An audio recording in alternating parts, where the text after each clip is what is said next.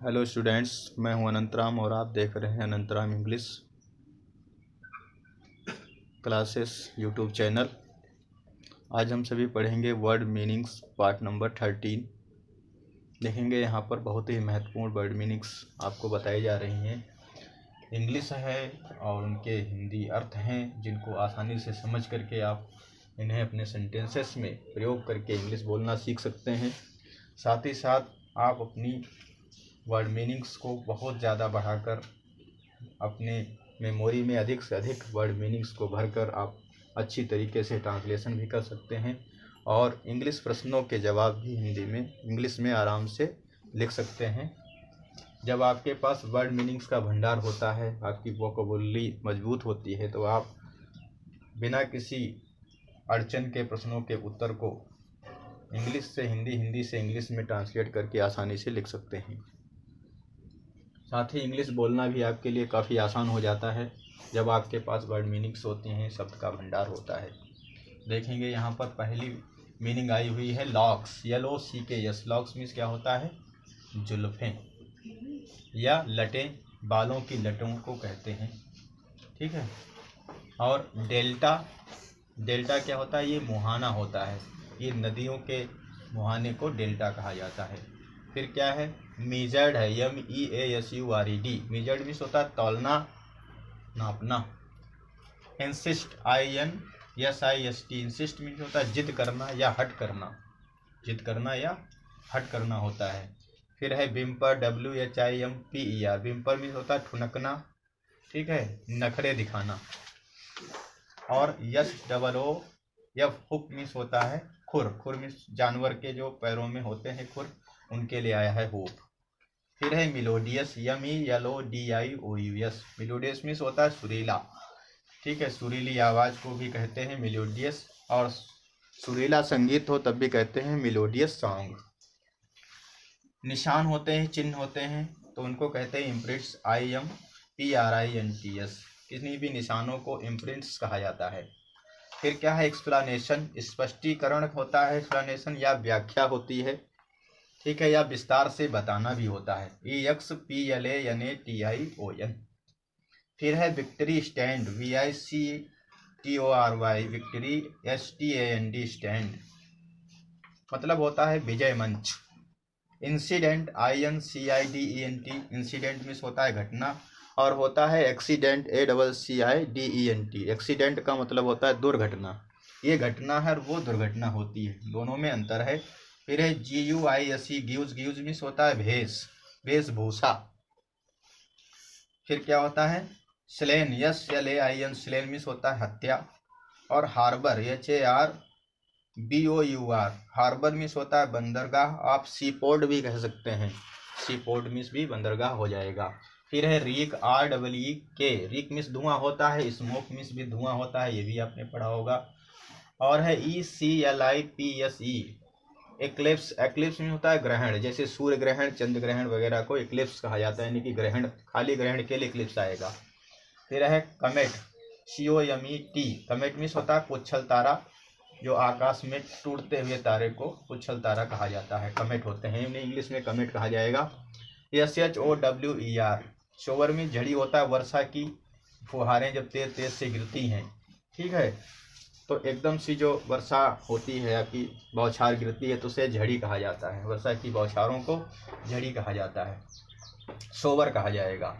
जैसे कि नहाने के लिए शोवर होता है, शॉवर कह सकते हैं उसे। और क्या है आपका?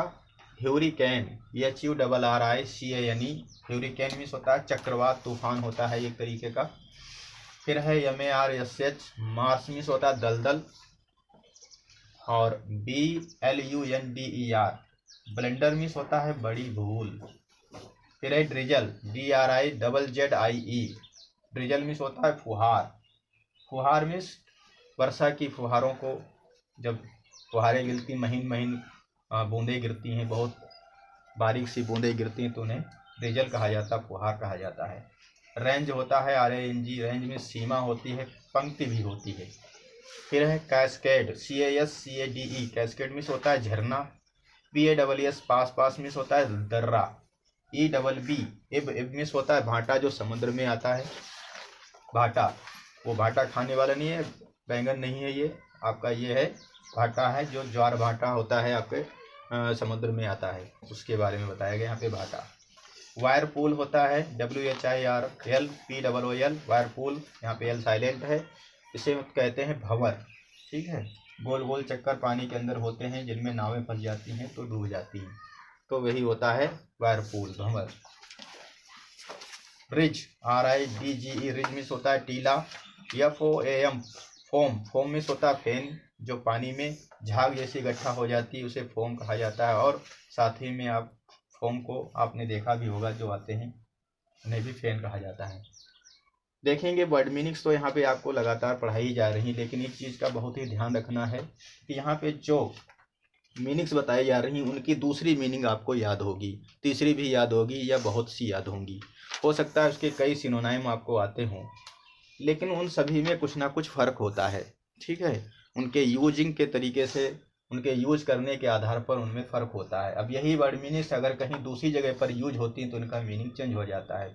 एक तरीके से देखा जाए तो किसी भी शब्द का कोई निश्चित मीनिंग नहीं होता है, जैसा कि सेंटेंस में उन्हें यूज किया जाता है, यूज के हिसाब से, प्रयोग के आधार पर, ठीक है, बोलने के आधार पर उनका अर्थ बदल जाता है। ठीक है, चाहे हिंदी के शब्द हों चाहे अंग्रेजी के शब्द हों, किस आधार पर उनका यूज किया गया, किस भाव से यूज किया गया, क्या हाव भाव रहा था उस समय बॉडी का जिसने बोला था, बोलने वाले का क्या तरीका था बोलने का, किस सेंस में उसने बोला, किस परिस्थिति में बोला, उस आधार पे शब्दों का अर्थ बदल जाता है। वाक्य में किस शब्द के साथ वो शब्द प्रयोग हुआ, किस बात के साथ, किस बात में उस शब्द को जोड़ा गया, तो उस बात के हिसाब से भी शब्द का अर्थ बदल जाता है। तो यहाँ पर देखेंगे ये आपके अंदर भी प्रैक्टिस आ जाएगी, भाव आ जाएगा, लेकिन जब आप निरंतर प्रैक्टिस करते रहेंगे तो आपके अंदर ये शब्दों के अर्थ को कहाँ पर कौन सा अर्थ निकलता है ये लगातार आप समझते चले जाएंगे, जानते चले जाएंगे, और शब्दों के रियल अर्थ को आप समझने में समर्थ हो पाएंगे जब आप लगातार प्रैक्टिस करेंगे तब। तो लगातार जुड़े रहेंगे हमारे साथ और प्रैक्टिस करते रहेंगे तो अवश्य ही सीख जाएंगे। और यहाँ पर आया है WAVE, वेव, वेव मीन्स होता है लहर। ठीक है, पानी की लहर वेव होती है, समुद्र में लहरें आती हैं, वेव कहते हैं। कन्फ्लुएंस CONFLUENCE, कन्फ्लुएंस मीन्स संगम, दो नदियों के या दो से अधिक नदियों के मिलने के स्थान को कन्फ्लुएंस यानी कि संगम कहा जाता है। फेयर या फेयरी, फेयर मीन्स किराया होता है, चाहे कमरे का किराया हो या बस का किराया हो। ऑब्जेक्टेड, OBJECTED, ऑब्जेक्टेड मीन्स विरोध किया। ठीक है, जबकि ऑब्जेक्ट का मतलब जो है आपने कर्म देखा होगा होता है ऑब्जेक्ट का मतलब, लेकिन यहाँ पे ऑब्जेक्ट वर्ब है, उसी थर्ड फॉर्म लिखी हुई है, विरोध किया। लीजेंड है LENGEND, ये कोई पुरानी कथा होती है, धार्मिक कथा होती है या पुराण होती है, लीजेंड कहा जाता है उसे। फिर है टेंडेड, टेंड फर्स्ट फॉर्म है, टेंडेड थर्ड फॉर्म है, देखभाल की। फिर है डिटर्मिनेशन, DETERMINATION, डिटर्मिनेशन मीन्स होता है निश्चय। फिर यहाँ पे आया है कन्वेंस, CONVEYANCE, कन्वेंस मीन्स होता है सवारी। ठीक, ट्रैक्स होते हैं TRACKS, ट्रैक्स मीन्स पदचिन्ह भी होता है और पगडंडियाँ भी होती हैं जो, ठीक है, पगडंडियाँ जो गाँव में पाई जाती हैं, खेत के किनारे और चरागाहों में, साथ ही में बड़े बड़े मैदानों में जो पगडंडियाँ पाई जाती हैं उन्हें भी ट्रैक्स कहा जाता है। फिर है स्वार्म आया है, SWARM, झुंड होता है, ये पक्षियों का झुंड हो सकता है, कीड़ों का झुंड हो सकता है, ठीक है, जानवरों का झुंड हो सकता है, स्वार्म कहा जाता है। ग्रोन, GROAN, ग्रोन मीन्स कराहना, दर्द से कराहना। और क्या है इक्लोजर, ENCLOSURE, इक्लोजर होगा, एन साइलेंट है, क्लोजर मीन्स होता है घेरा। रोम है ROM, रोम मीन्स चलना होता है, विचरना होता है, वॉक करना होता है। टाइड, TIDE, टाइड मीन्स होता है ज्वार, वही ज्वार और भाटा दोनों आ गए हैं, टाइड एंड एब। ठीक है, दोनों समुद्र में आते हैं, अलग अलग परिस्थितियों में आते हैं। डार्ट, DART, डार्ट मीन्स होता है बर्छी। ठीक है, जो ढाल तलवार के साथ में यूज की जाती बर्छी, उसके लिए आया है DART, डार्ट। खाई होती है, बहुत गहरा गड्ढा होता है, ठीक है, उसे खाई बोला जाता है। TRENCH, ट्रेंच, ट्रेंच मीन्स होता है खाई। तो इस तरीके से आपने बहुत से शब्दों को यहाँ पर सीखा। इनको अपने वाक्यों में इंग्लिश में प्रयोग करेंगे और याद कर लेंगे तो ये आपकी इंग्लिश बोलने में और प्रश्नों के उत्तर देने में बड़ा ही काम आएंगे। Thanks for watching. लाइक करें, शेयर करें, सब्सक्राइब करें।